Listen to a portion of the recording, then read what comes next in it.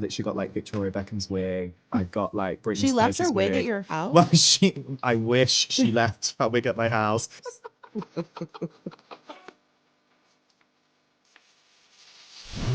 My Rudolph. Yeah. Welcome to Rain. How are you? Good, Josh. How are you? I'm so good. I feel like I've got to start with a confession though. Okay.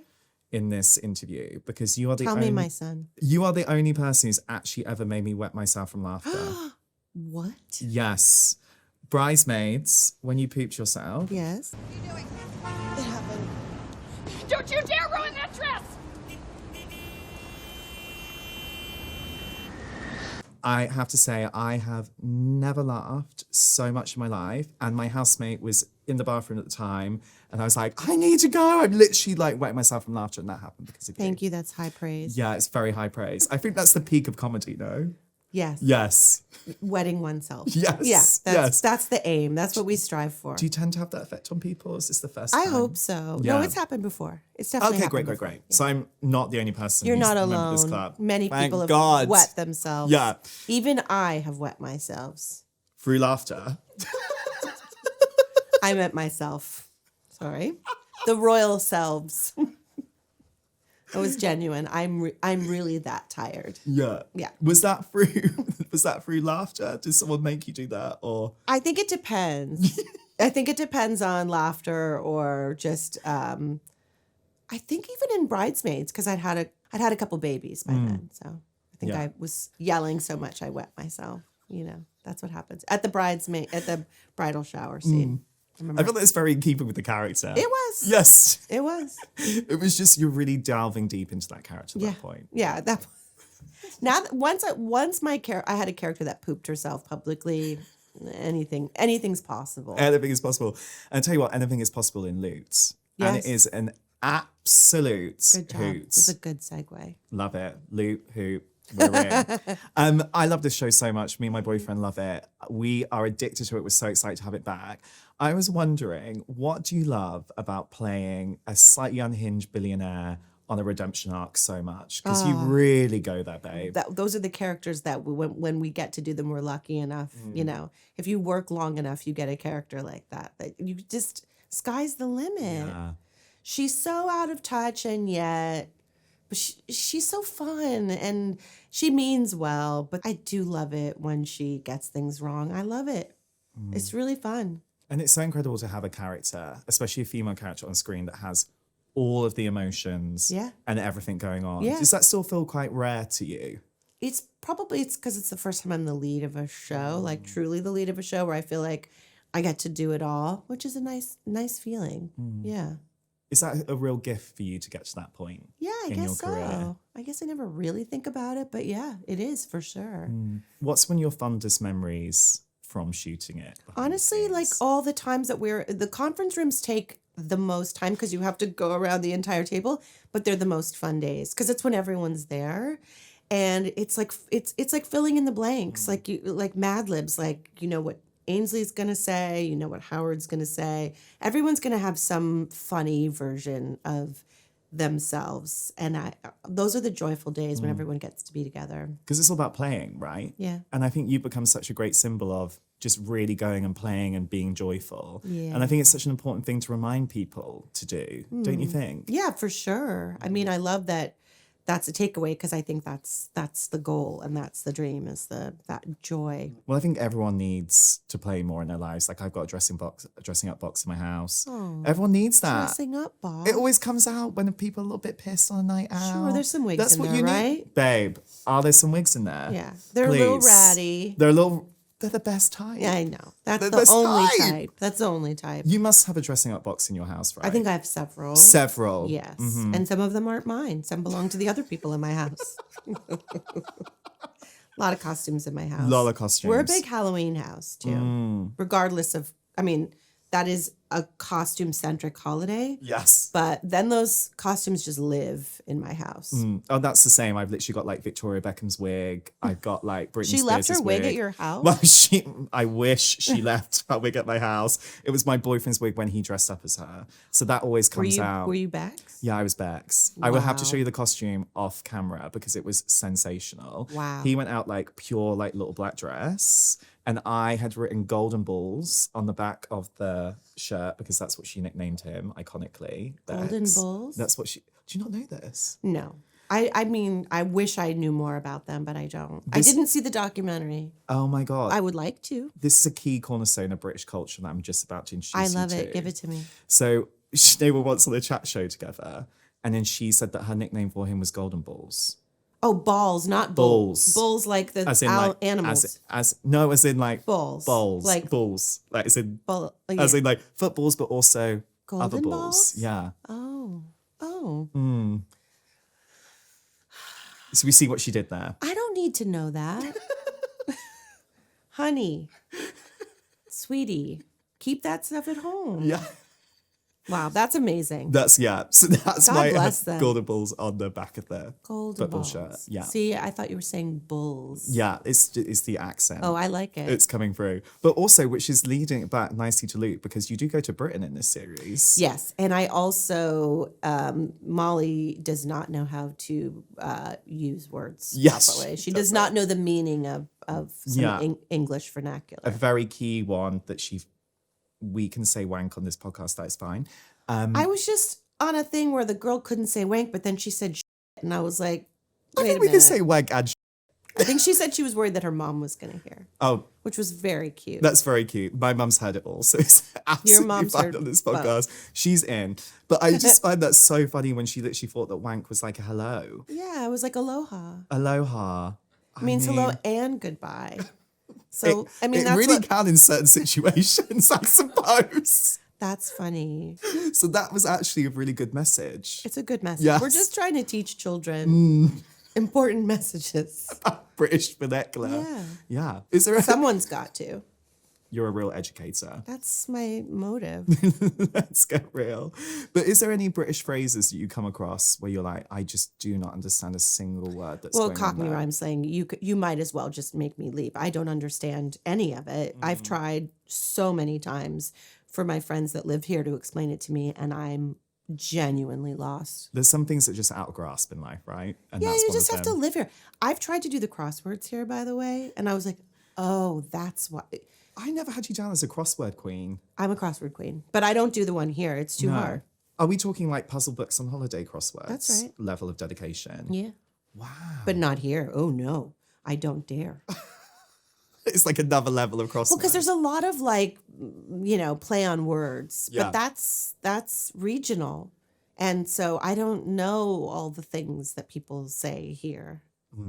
I'd like to We'll build up to it. one day. Yeah, one day. Now, one of the things I love about this show so much is it's kind of about finding your family Yeah. and finding your community. Yeah. And I feel like for you watching your career, it feels like you've really found your people. When did you feel like you really started to find your people? I definitely found it at Saturday Night Live, no question. I mean, honestly, after college, when I started doing comedy and I found that there were people like me that liked the same stupid sense of humor and were just interested in this sort of comedy as a group sport, I really did feel like I had found my people. And that really translated at SNL. And I feel like all the people that I've worked with, everyone stays very close and close together, and we're still all very close. It's chosen family for sure.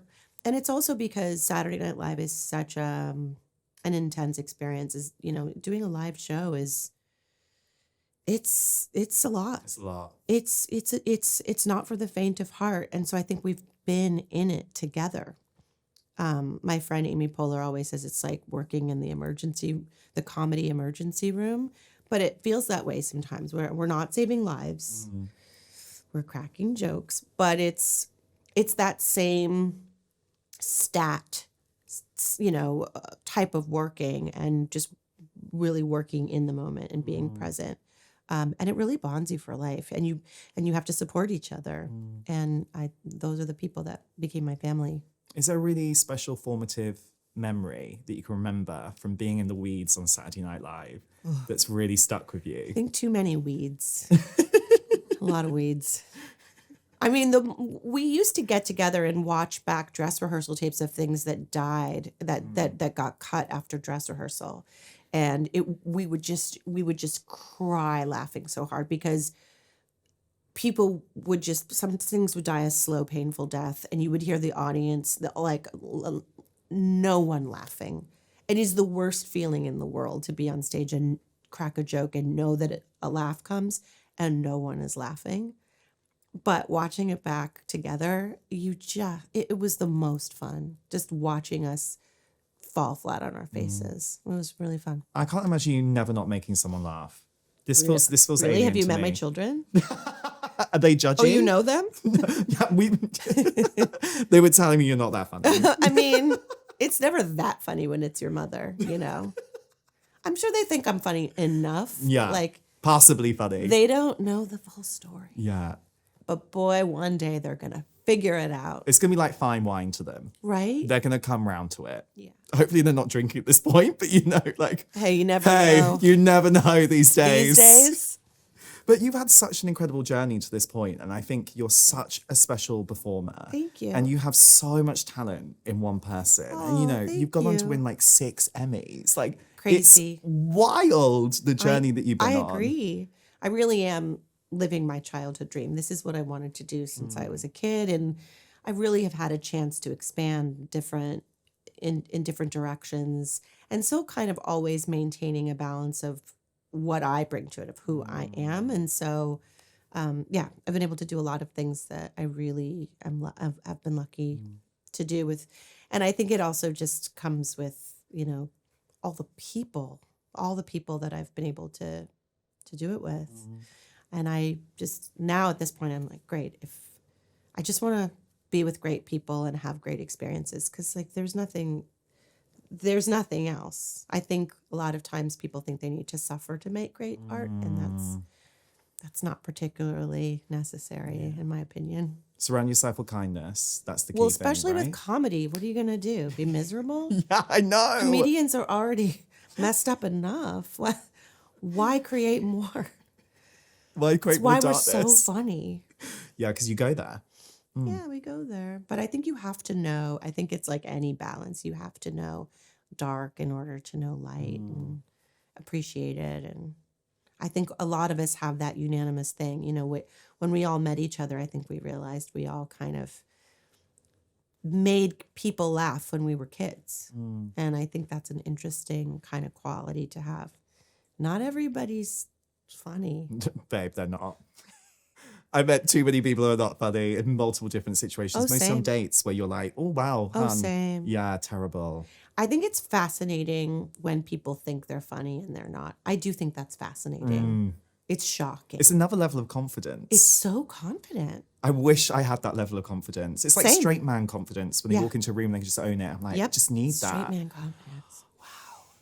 That is something else. It's hard to get. I saw a clip of Ellen DeGeneres doing it. It was really talking about it. It was really funny. She said it was like only straight men can do that thing where they stand in line and practice a golf swing and they don't look crazy. Like, yeah, she's right. She's right. Straight man confidence. A gay man would never get away with that. Oh, They probably wouldn't even know what a golf swing is anyway, babe. Let's get right. I Definitely don't need don't. to know. There's information we don't There need. are other sports. There's other sports, key sports. We don't know what they are. We but don't know what they are. But they exist. They involve bulls. I still think you're saying bulls. Yeah, I think we're working through And I that. like it. Yeah. That's the interesting thing about confidence, though, because I think you seem someone who's found their confidence. People say I seem very confident, even when I'm not, Yeah. which is great. So I guess I've tricked everyone. Have you always been confident or not? No. God, no. Why do you think I went into comedy? Is that helped with your confidence? Well, yeah, I think comedy is a great, I think when I look back at certainly younger years, I think it was a wonderful shield. It's a great protection. And it's a great way to protect yourself from not having to feel things. I think a lot of young people that do that can relate to that concept. I mean, I'm a little more confident now because I have some years on me. But no, I'm not like the most confident person. I just know how to fake it really well. I think you've used your voice incredibly through comedy, especially in the last election with Kamala Harris playing her. I mean, I remember watching that final video that you did, And me and my boyfriend were watching it together and we're like, oh my God, they're actually going to do it. And it was such a special moment. Yeah. And I think you really poured a lot of yourself into that. And it must have been such a Absolutely. special thing for you to be able to do, right? It really was special. And it's such a rare opportunity to feel like you're a part of something, to feel like you're in the moment and you're in that room when it happened. It was incredible. And the sound that erupted in that room when people saw her, and then she and I were just looking at each other because we didn't even get to rehearse it, really. We just sort of like blocked it because she was on the campaign trail. So she wasn't even at dress rehearsal. We didn't even do it with her. The first time she ever did it was what you saw. She was phenomenal. And we were kind of holding each other at that moment. I think we were holding each other's hands. And she was really, I think, taken aback by the sound in the room, by the greeting that she received. And it was more than special. I'll never forget it. You know, there's always there's always an after party at SNL, and it was a really big night. She had to leave. She got on her plane and went to another city. I said, "You gonna get any sleep?" She's like, "No, I've got to be up in 4 hours." And off she went. And I couldn't go out that night. It was too, like, my system had overloaded. It was just too special. I just went home and I texted my family and I went to bed. I was exhausted, but I had like a full spectrum of experience. I had never experienced anything like that in that building before. It was really something to witness. And it really shows how powerful comedy can be for advocacy, right? And activism. 100%. And that's something we should never forget. Yeah, and I do feel that we're still lucky to be able to do that. It's such a strange time to be living in, but it's so important to advocacy is so important, and it's so important to have humor, especially when things feel so dark. We need it. We need to lean into it. That's what I'm here for. And it's about connection, Yeah, right? it is and connecting about with people. connection, And this is sure. what this podcast is all about, bringing people together, connecting and having great conversations. But I want to know, is there a great chat that you've had in your life that's been really formative, that's stuck with you? Kamala happens to be one of them. I mean, geez, where do I begin? I've had the luxury of meeting some pretty incredible people in my life. Gotten some really sage advice from some very wise people that I think Bill Murray said once. He was just stopping by SNL when I worked there, and he said, don't perform for the television audience, perform for the audience in this room. And I feel like it changed my whole experience working at that show.